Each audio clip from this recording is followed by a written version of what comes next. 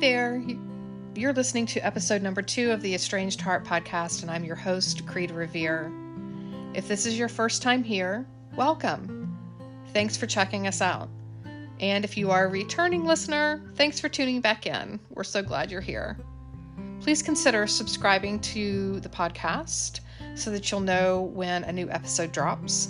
I can let you know that in the future there will be additional short mini episodes that will drop sporadically and not on Sundays. And so by subscribing to the podcast, you'll be in the know when those mini episodes drop. For now, I invite you to settle in with a cup of coffee or tea and an open heart and tune in and listen to my estrangement story. Before we begin, I want to quickly review our disclaimers. I record these podcast episodes in my home, which is in the city, and I share it with dogs. This means you're apt to hear background noise as evidence of life being lived. Number 2, we embrace messy here. That means things like ums and a curse word or two and prolonged silences and a stumbling over words are likely to happen. And I'm not apt to edit those out. I think it's important for the world at large to see us as we are, and that is imperfect human beings. And number 3, I am not a therapist or a counselor. Nothing within this podcast should be considered or taken as therapy. If you are in need of therapeutic support, such as counseling, please seek out a therapist near you. At the start of each episode, I like to begin with a quote. Today, I have 2. The first one. The universe nestles strange jewels within us all, and then stands back to see if we can find them. Elizabeth Gilbert. The second one. Every painful relationship is a wake-up call to your authentic truth, to your inner alliance, to your greater alignment. Basically, it's here to wake you up to you. Dr. Shefali Tisbury.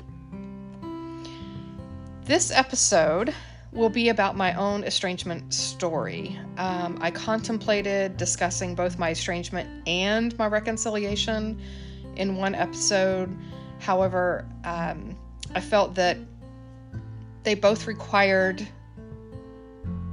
significant details and explanations, and I felt it would just be entirely way too long for one episode. So I've split them up.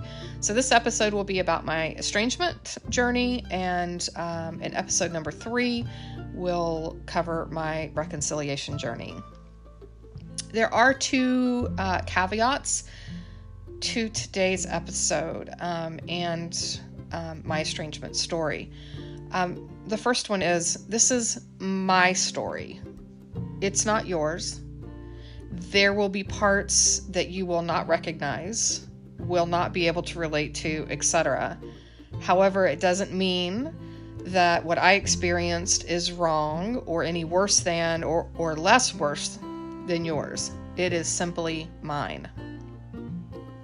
Number 2 is, I respect my adult children and they are the owners of their stories. As such, there will be parts of my story that intertwines with theirs that I will not disclose or talk about as I explain my estrangement story. If and when they elect to give me permission to share their stories, I will do so. Until then, they're not mine to tell, and I will not. Okay, so let's get on with my estrangement story. I wanted to begin with a little bit of background information because I feel that it's a part of my story because it's in large part these things played a big role in why the estrangement happened in the first place. So I wanted to kind of delve into a little bit of that. The first thing is my own childhood. I came from a family of 4, a mom, dad, and myself, and a younger sister. And my parents divorced when I was 5. My sister and I went and lived with my mom, and my dad saw us on the weekends. And right after their divorce, it wasn't long after that my father was absent from my life for about 3 years or so, 3 or 4 years. And that I now know, after therapy and delving into my own baggage, so to speak, that caused significant abandonment issues for me. So that was a piece of my life moving forward. The second thing is I experienced a bit of domestic violence in my life. One of those experiences was at the hands of a stepmother. It was physical and mental abuse, and I was a young child with the emotional abuse part, but the physical piece happened about a year before I became a mom. And then the second part of that domestic violence was my first husband was physically, mentally, emotionally, and sexually abusive to me. So, and he was the father of my first daughter. I did divorce him not long after she was born, and but that colored my world in a lot of ways. So I think it's important to understand that. And then the third thing is the way that I parented. I was a very young mother. I became a mother at the age of 18. And then my second daughter was born when I was 25. So I was super young. And it wasn't until just, I don't know, within the last decade or so that I fully accepted the fact that I was, in essence, a teen mom. I mean, I was quite mature for my age, but I was still young. I mean, 18's super young. So for a bit of time, it was just the 3 of us. You know, for a long time, for 7 years, it was just myself and my oldest daughter. And then when I had my second daughter, you know, it was just the 3 of us for a bit of time. And so that also colored the way that I parented. I was a single mom, and I had zero help or support in all ways from their fathers. So I will tell you that my ex-husband and my first daughter's father was never in the picture. He was never there. So there was no support there. My second daughter, her father was there for a bit of time. He kind of floated in and out of our lives, but there was no support for me as a parent regarding him. And then the other big piece that affected how I parented my children was that I worked, for the most part of their childhood years, I worked in public safety. I was a 911 operator and a police, fire, and EMS dispatcher, and I was a police officer. So that world also colored how I parented. So yeah, that's kind of a little bit of the background. So what I'm entitling this episode is the fracture, and that fracture with the relationship with my daughters, it had a lot of mini fractures before the big fracture. There were lots of red flags that I did not see as a red flag, didn't recognize it as a red flag. I just thought that those were challenges of the relationship that I had with my daughters. And just part of being a parent, I did not see that in their totality that it was inching us closer and closer to estrangement. So my estrangement experience, I like to say, started with like the perfect storm about 6 months before the estrangement actually happened. And within those 6 months, I went through a lot of different big, heavy things in my life. One of those was I partnered with someone and ended up having a subsequent separation, and they, a month after our separation, found out they had cancer. And so I was dealing with a lot of emotional issues and challenges at that point in time, dealing with that. I was also dealing with a job that was extremely stressful. I was in management and was dealing with a lot of ethical issues at work that seemingly was not a concern for anyone other than myself. And so I was really struggling at work. I was struggling in my romantic relationship. And I was also, on top of all of that, my oldest daughter was pregnant with my grandson. And there was a bit of time that she was hospitalized during the pregnancy when we thought that he may come early. And so there was stress involved with that. And as a side note to that, not only was she my daughter who was pregnant, I come from a background of pregnancy and birth. And so I have a little deeper knowledge of the complications and things that could potentially go wrong. And so I was really, really worried about that in the midst of all of that. So I had all of that happening 6 months prior to the estrangement.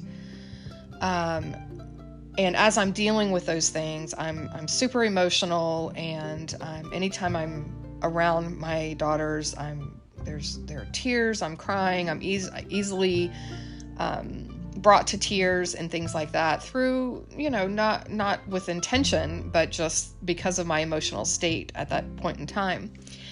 And I will also say that I got myself back into therapy about 4 months pre-estrangement as well, because of all the emotional things that I was dealing with in my personal life.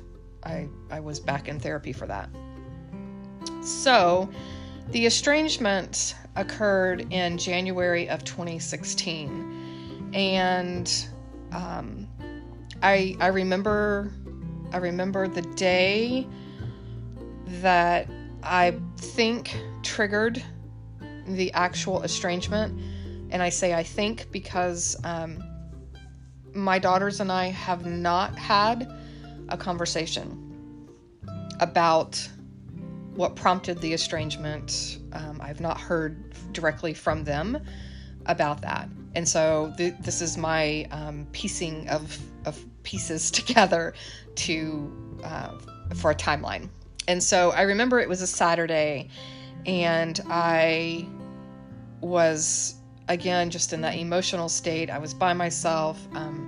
My partner had moved out of our home, and we had just gotten through the holidays, and I was just seeking solace.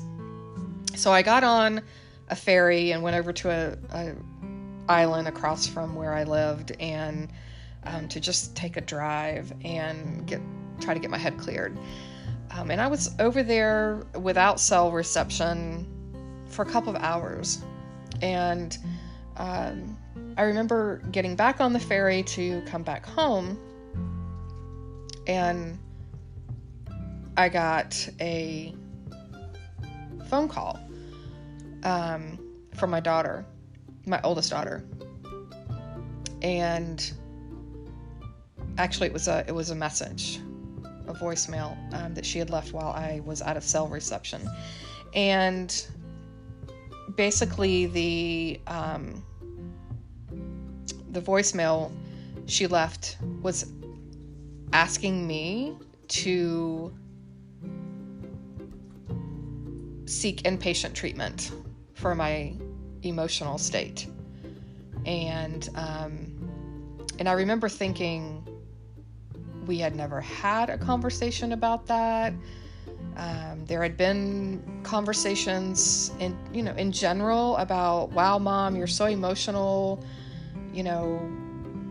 what's going on with you, that kind of thing, but never, at least from my perspective, not anything that indicated they were super, super concerned about me, and thought that I needed to be hospitalized because of my emotional state. And so I was really taken aback by that voicemail. And and again, from my police background, I know what involuntary commitment is, and I know how family members can involuntarily commit a family member under certain circumstances. And I also knew from years of therapy when I was younger what that also could entail from that perspective. And I was just mortified. I thought, my first initial reaction was, how dare she? How dare she think that I'm so mentally unstable that I need to be hospitalized? And so I went home and contemplated on that, sat with that, and I didn't respond to her email. I just could not believe that was the option that was being presented to me by someone who was stating they cared about me and they were concerned. So I did not respond, and within about a week or so, I was completely cut off. I was unfriended on Facebook. I was blocked on Facebook, where I could not see anything of any kind that they had posted. I reached out and tried to call, and my calls went to voicemail, and they were never returned. Text messages were not answered, responded to, and it took me about a week to realize what was actually happening. And even at that point in time, I didn't understand that was estrangement. I was just in such a state of shock because I had always been in contact with my girls, and not because I was never a mother who was, in their business and talking to them multiple times every day, and I was not that over-meddling type of mom, but I was a controlling mom. And so it was very foreign to me to not be able to have contact with them on some level. And so I was completely shocked. I remember thinking, why are they not answering me? What in the world has happened? And eventually I got to the place where I realized what was happening. And from there, it seemed like a spiral. From there, also as a side note, shortly thereafter, mid-January, I ended up ending my very stressful management position, and cut my income was cut by almost half. And so I ended up having to move from the home that I dearly loved, the town that I was absolutely in love with, and had to relocate someplace I did not want to go. Because I could no longer afford my home. And in the midst of that, I did not tell my children where I was going, because I couldn't tell them because they were not answering phone calls or text messages and things like that. So here I am. I find myself in the middle of this estrangement experience, and the physical and psychological effects were absolutely profound. And I want to kind of go through some of those, because I think it's important, number one, for estranged currently estranged parents to understand that what you're experiencing is completely normal when you have been alienated from your children, estranged from your children. There's alienation is a bit different. So I went through grief, I mean, in all its stages, for a long time.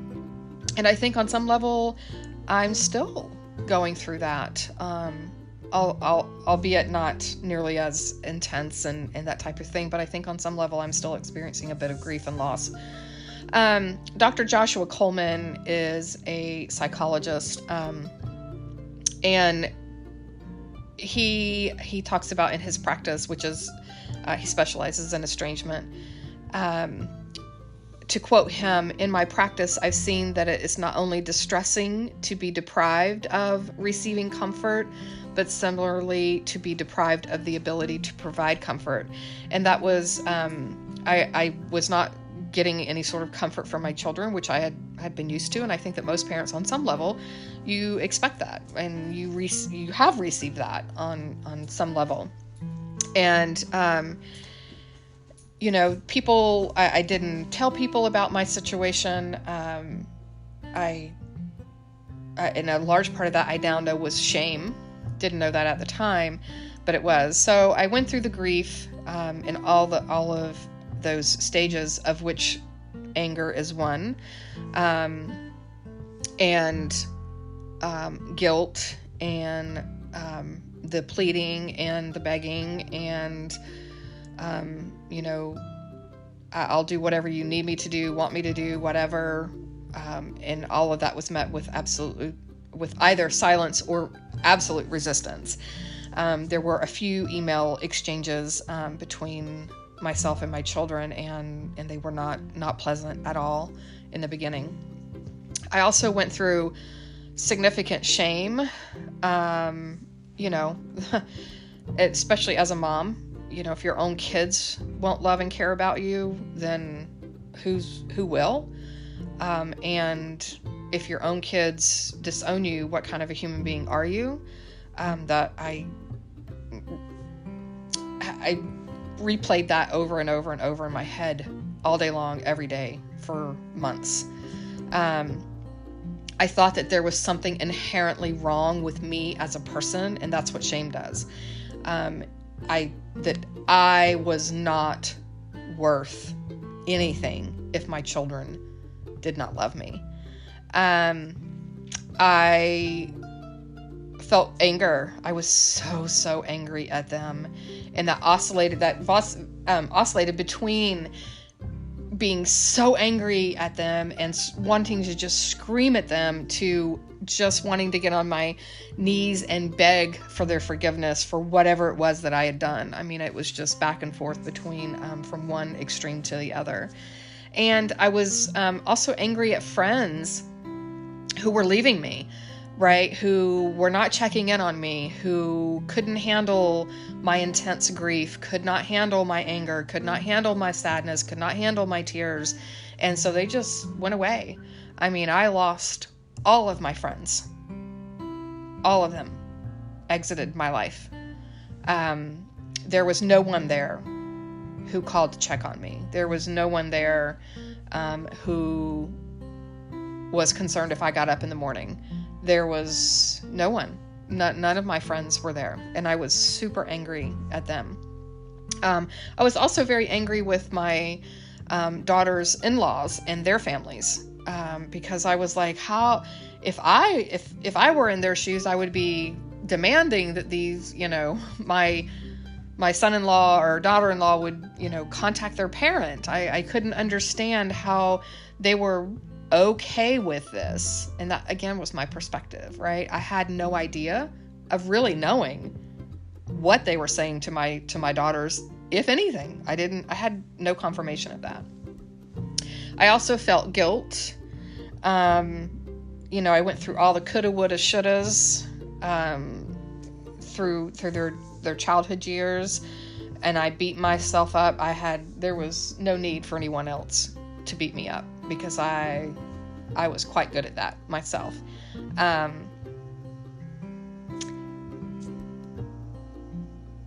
And this brings up, this still is a thing for me today that I still grapple with,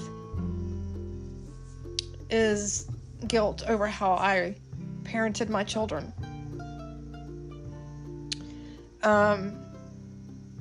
I replayed a constant loop of where did I go wrong? What did I do? How could I do it differently?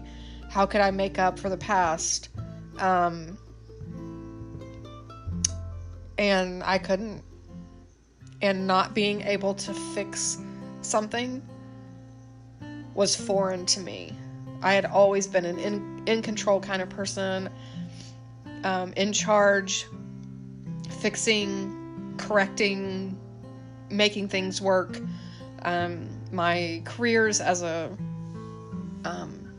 911 operator, in police and fire dispatcher, and as a police officer, I was always in control, and I was always able to either fix it myself or get somebody there to fix it. And this was a situation that no one could fix. No one. So the guilt ate me up. And again, on some level, I'm still dealing with that today. Also, some of the physical things I went through, I had significant cognitive issues. Simple daily tasks were difficult for me. Concentration level, things like writing a grocery list, remembering to take the grocery list with me because I'm a pen and paper kind of gal. And so I would lose things, would not remember where I put them. At work, people would, ask me to do things and I would forget them. And that just was so out of character for me. I had a good bit of memory loss. Things like, people's birthdays or special occasions were missed. Forgetting, to pack things to go to work. And again, things just were not, that's just not how I typically operated. So I also had insomnia. Solid, restful sleep was impossible. I had dreams. I had nightmares. There were many nights I was up at, I'd go to bed at 10:30 and I'd wake up and be up at 2:00 in the morning and up for the rest of the day. It just wreaked havoc on my ability to get any sort of rest. And sleep is a magic pill. It can cure a lot of what ails you. And I was not getting good sleep. Also, I had an inability to stabilize my emotions. I went from profound sadness to anger, loud outburst. I was either sobbing and wailing and crying or angry and screaming. I was unable to tolerate minor little concerns and issues and things at work. I made mountains out of molehills and that kind of thing. I remember being at the grocery store one day, and I can still remember where I was actually standing in the grocery store. It was in between the frozen food section and the meat section. And I just stopped in the middle of the aisle, and people were walking around me and towards me and behind me. And I remember it was almost like an out-of-body experience. I just was like, how could these people be going on with their lives when my kids won't talk to me? And I started sobbing in the middle of the grocery store. And not one soul stopped to inquire if I was okay. And I got myself together, pushed my cart to the front of the store to check out because I could no longer shop. I couldn't remember what I was there for, what I needed. And I remember getting to the checkout line, and this woman was in front of me with her grandson. And he was sitting in the seat of the cart, and she was bent down talking to him, and they were having conversations. He must have been, I don't know, about 2, I guess. And she was just very loving with him, and he would take and hold her face and he'd kiss her, and I just started sobbing again, because I didn't have that in my life. I was not permitted to see my grandchildren throughout that estrangement experience, and so my emotions were just all over the map. I just couldn't get it together. So, then there was also just the withdrawal from society. I mean, again, I had said earlier, my friends all left, so there was no social engagement. There was no way for me to, quote unquote, get out of my world, and I couldn't get out of my world because anytime I stepped out of my house, I was looking at other people enjoying life, enjoying their families, enjoying their children, enjoying their grandchildren. And I had none of that. And I couldn't, it was too painful for me. I could not do it. So there set in social isolation. And I just withdrew and didn't go anywhere, didn't do anything. I went to work and I came home. And that was the extent of my, quote unquote, any sort of life. And I venture to say even today that really wasn't a life that I was living. I was existing. So as I mentioned earlier, I had been in therapy and was trying to work on, when I started therapy, was trying to work on my relationship, my romantic relationship, and when that ended, and then the estrangement occurred, I switched the therapy into focusing more on the estrangement piece. And I remember walking in one day for therapy, and when the estrangement happened, and I told my therapist, and I said, my daughter thinks I should be committed because I'm not emotionally sound right now, and she thinks I'm severely depressed and that I need to be on medication. And my therapist, I'll never forget her look on her face, and she said, in the most compassionate tone, she said, "You're not depressed, Kreed. You're doing this thing called life, and you're feeling all the feels." And I think that in that moment is when I felt like maybe I could be experiencing life again one day. So therapy was a space for me to process the wild and varied emotions I had. There for a bit of time, I was going to therapy twice a week. And for the first 3 years after the estrangement occurred, I went to therapy weekly. So it was in therapy that I was held with compassion and empathy. It was there that I was able to and permitted to explore all of my emotions without having a single one of them judged. If I was crying, I was crying. If I was pissed off, I was pissed off, and all of it was welcomed. There was at no point in time was I told I shouldn't be feeling this, or it was wrong to feel that, or I should be, thinking about this and being more positive over here. None of that happened. Whatever I was feeling was permitted. It was there that my feelings were validated and my emotions were validated. It's where my worth and value as a person and as a parent was mirrored back to me, and that's something that a lot of estranged parents don't get. So for that, therapy was extremely valuable. And it was there that I also learned about the little T traumas and the effects of such. From my own childhood, the abandonment and non-validation of my emotions played a huge role. I learned about the domestic violence and the traumas that caused. And I also learned about the traumas my daughters experienced. And again, in their lives, that's not my story to tell. Those are not my stories to tell, so I won't. But they both experienced traumas in their life. And it was there where I learned about attachment needs and styles. And it was there that I also learned that I had codependent and enmeshed relationships with my daughters that I was never aware of. I thought I just loved them.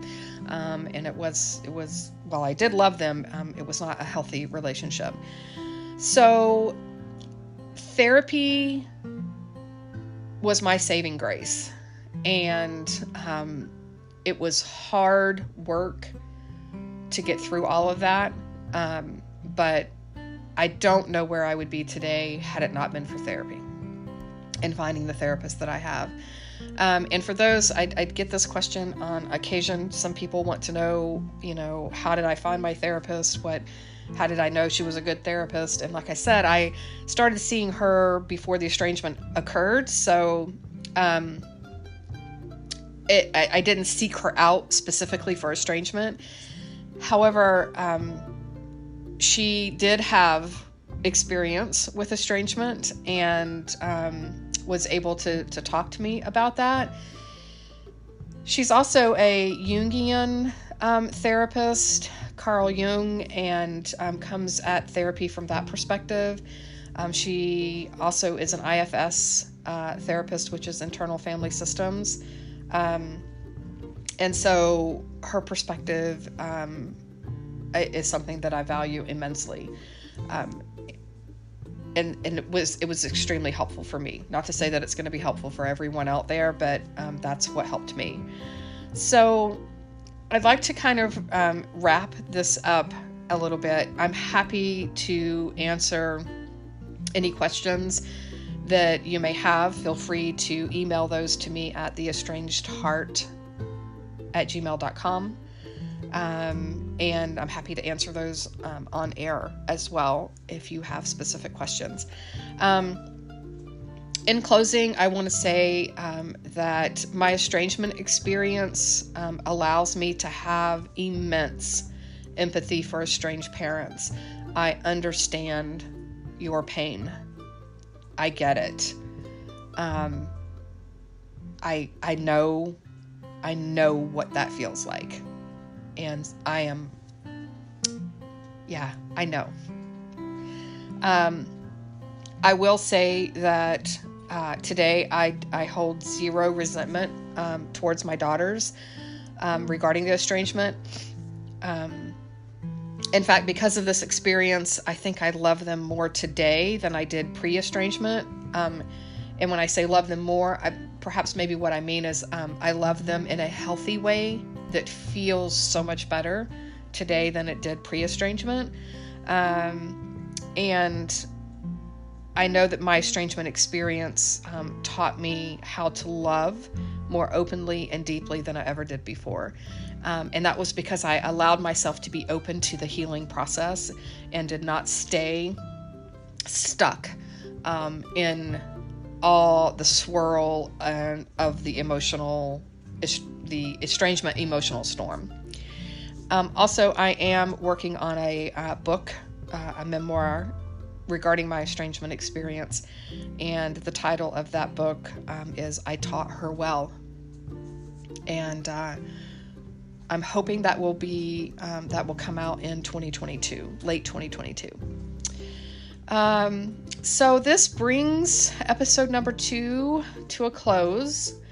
The continuation regarding the reconciliation with my daughters will be on episode number 3. And I hope that our time together was something that you feel was well spent. And again, if you have any questions, feel free to email me and let me know.